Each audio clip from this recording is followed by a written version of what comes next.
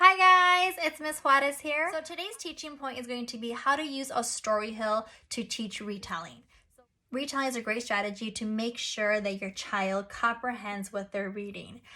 So typically when we ask a student to go ahead and retell, if they don't know how, they will try to tell you the entire story using words like, and then this happened, and then that happened, and you're just like, you're trying to smile through it. But this strategy is really going to help you teach to be concise and to the point. I'm using a story hill, so I'm literally just drawing a hill on an anchor chart. I'm marking up the post-its to label the parts of the story. So for my emergent reader, I'm only going to teach the 3 parts of a story: a beginning, a middle, and end. Really teaching them to be concise, to doing those 3 big story parts. If I have more of an advanced reader, then I might teach the 5 story parts, right? So it's the beginning, where typically we're introduced to the characters, the setting. There might be a little bit of a glimpse on what the problem might be, but life is typically good in the beginning of the story. And then we have the rising action, which is this part. So here, the problem is introduced. The characters might be trying to figure out the problem. We figure out why it is a problem. Then we have our middle, which is the climax. So this I teach is the juicy part of the story, the part of the story, the part of the story where we as readers are sweating and trying to figure out what's going to happen. The character is going through a strong emotion. So I typically will draw a heart there to show that that's the part of the story where the strong emotion is going to be at. And then we have the falling action. So this is the part of the story where things are falling into place. An outsider might come into the story to help solve the problem. Maybe the character found the solution on their own, but they're working to get that problem solved. And then we have the ending or the resolution of the story where things go back to normal. Phew, that was a close call. Life is great again. So using this language to get them to understand the story hill and how stories typically go is going to help with comprehension. So it's a great visual for them to have when they're retelling a story and making sure that they understand what they read.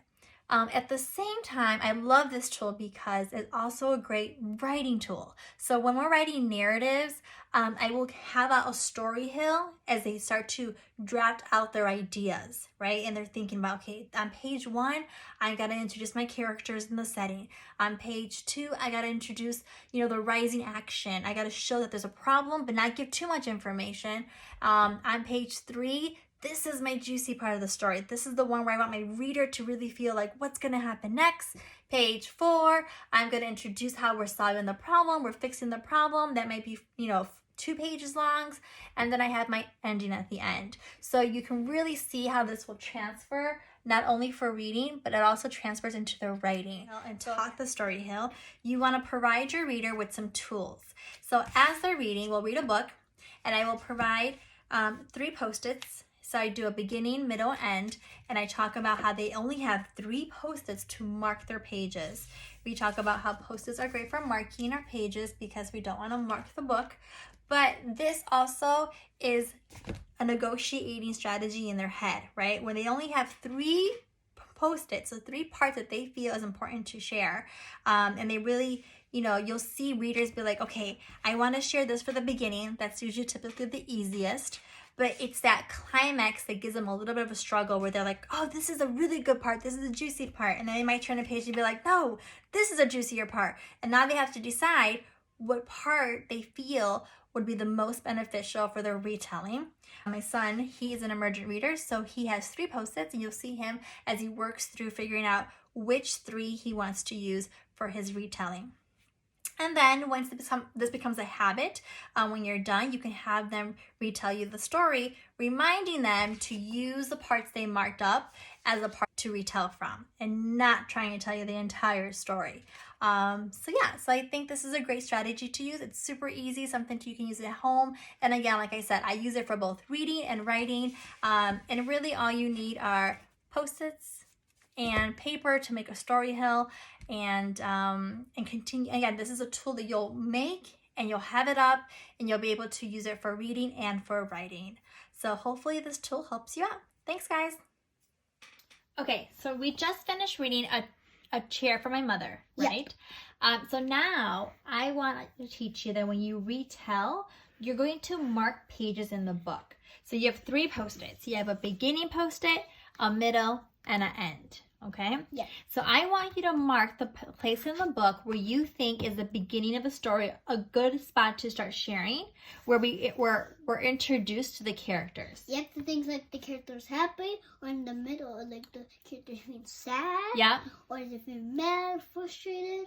Yep. So right now, can you find me a good spot for the beginning? Where would be a good beginning page? Right here. And why is that page a good beginning page?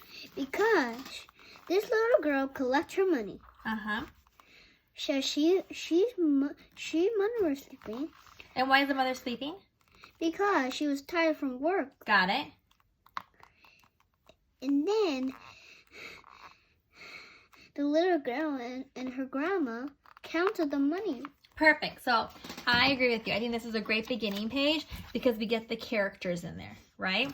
And we're learning about why they're counting the money. So we're going to mark that as our beginning. Now, where is a good middle page? Where is a good, like, strong emotion, a good part that you're like, wow, this really got to my heart? What part made you feel like, oh my goodness?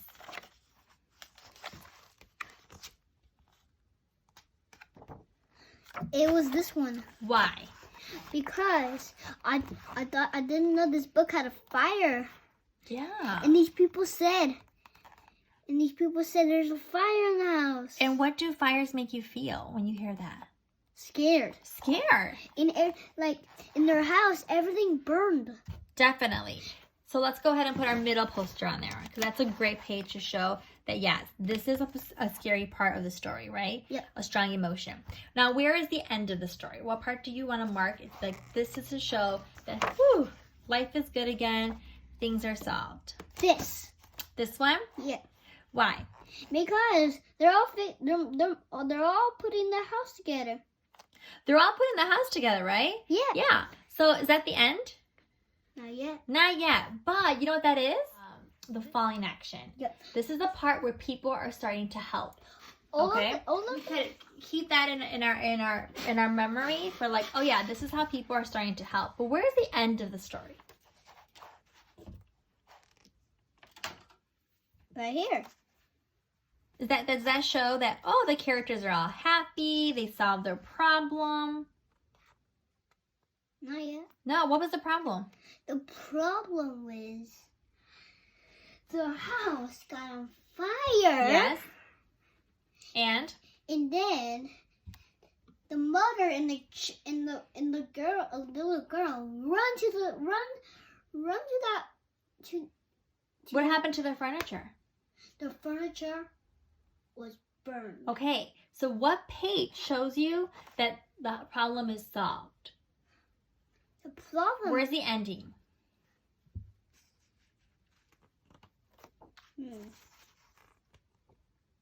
Right here. Yeah.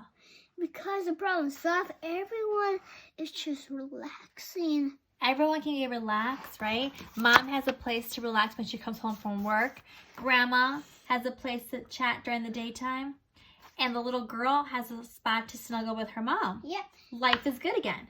Yeah. Okay, so now, one way that readers can remember a story forever is to share that book with their friends. Yeah, because... Okay? But when we share the book with our friends, we don't want to say everything. Yeah, because you guys say a little bit. A little bit. So you're going to say the beginning, the middle, the end. The end. Can you try that? Yeah. Okay, so you're going to give me a quick retell of the book. So you're going to say, I read A Chair for My Mother. Try it. I read A Chair for my mother. Good.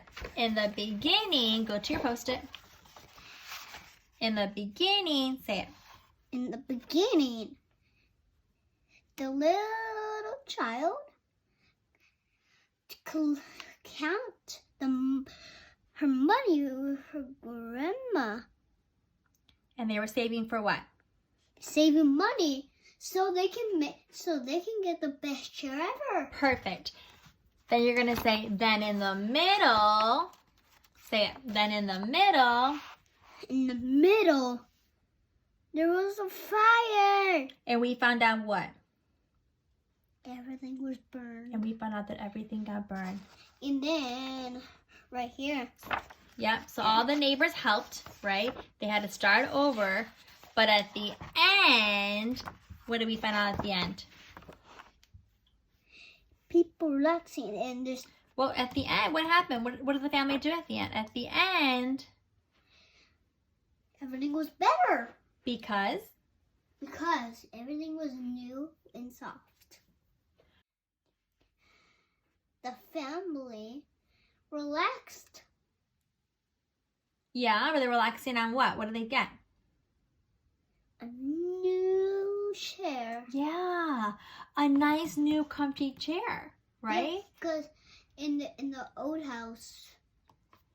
So that's why it's called A Chair for My Mother. Yeah, that's why. So what do you think? What do you think the author wanted us to learn from this story? The beginning, the middle, and the end. Yeah, beginning, middle, end, right? We learned that. We learned how to tell the beginning, middle, and end of the story. Of course. And I'm thinking the story is teaching me that sometimes bad things happen, right? Like fires. But it takes a whole team, a whole community, right? To help each other out, right? And we have to be good people and help each other out. Does that make sense to you? Yep, that makes sense. All right, guys, that's our Story Hill video. We hope that strategy helps you out. Yep. If you like what you saw and you want some more videos, please subscribe and hit like. See you guys next time. Bye.